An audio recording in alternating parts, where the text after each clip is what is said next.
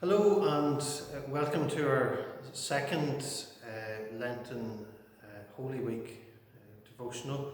We're going to read today from John chapter 12, verses 20 to 36.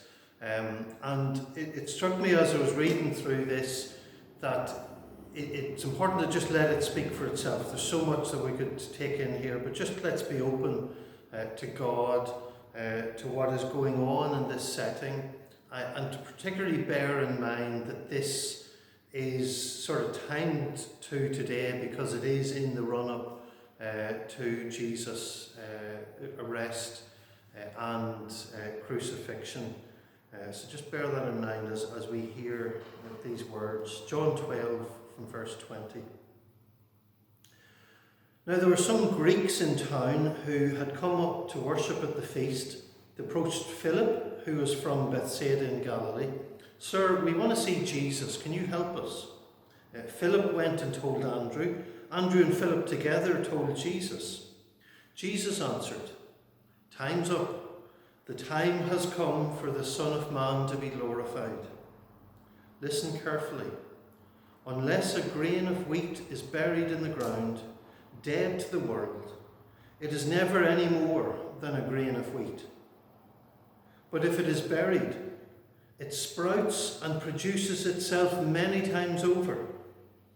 In the same way, anyone who holds on to life just as it is destroys that life.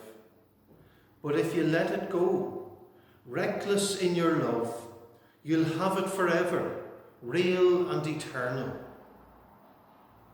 If any of you wants to serve me, then follow me. Then you'll be where I am, ready to serve at a moment's notice. The Father will honour and reward anyone who serves me. Right now I am storm-tossed. And what am I going to say? Father, get me out of this? No. This is why I came in the first place. I'll say, Father, put your glory on display." A voice came out of the sky. "I have glorified it, and I'll glorify it again." The listening crowd said, "Thunder." Others said, "An angel spoke to him." Jesus said, "The voice didn't come for me, but for you. At this moment, the world is in crisis. Now Satan, the ruler of this world, will be thrown out. And I, as I am lifted up from the earth, will attract everyone to me and gather them around me." He put it this way to show how he was going to be put to death. Voices from the crowd answered, "We heard from God's law that the Messiah lasts forever. How can it be necessary, as you put it, that the Son of Man be lifted up? Who is this Son of Man?" Jesus said, "For a brief time still, the light is among you. Walk by the light you have, so darkness doesn't destroy you. If you walk in darkness, you don't know where you're going. As you have the light, believe in the light. Then the light will be within you, and shining through your lives, you'll be children of light." This is the gospel of Christ. I don't know if you picked up the phrase in the middle of that, when Jesus said, "At this moment, the world is in crisis." What a reading for today.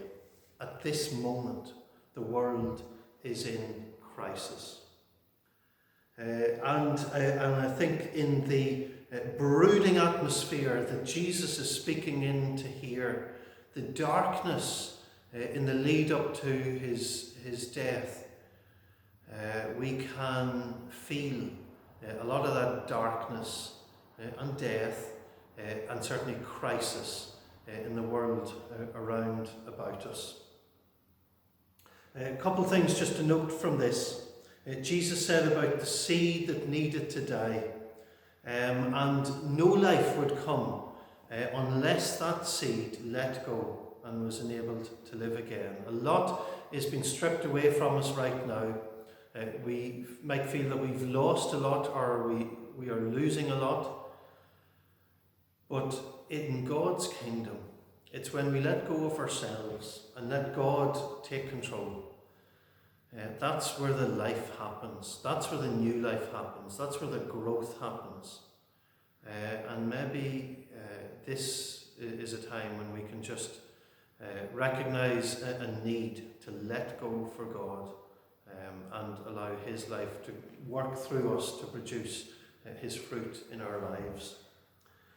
Now is the time to respond. There's the closing in this story that we read there. There is a focus, and Jesus is calling on people to respond now. If there was ever a time to respond, it is now. Because everyone I've been speaking to, no matter what age they have been, now I haven't really been speaking to anyone over 100 or about 104 or anything like that remembers the Spanish flu. But everyone I've been speaking to, no matter what age, has never seen anything like this before, has never experienced this before. If ever there was a time to respond to the words of Jesus and to allow God to work in our lives, now is the time. It's a time of opportunity. I was taking part in a web seminar this morning with something like about 70 other people, mostly from the Methodist Church in Ireland, who were thinking about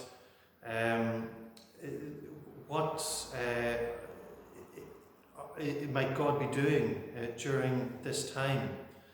How might we imagine what God might do during this time?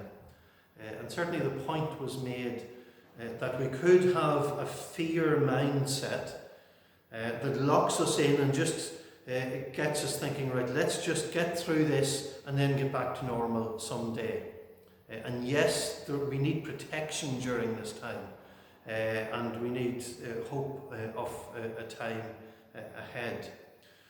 But rather than fear, we also need a mindset that has an imagination that is based on God at work beyond what we can imagine ourselves.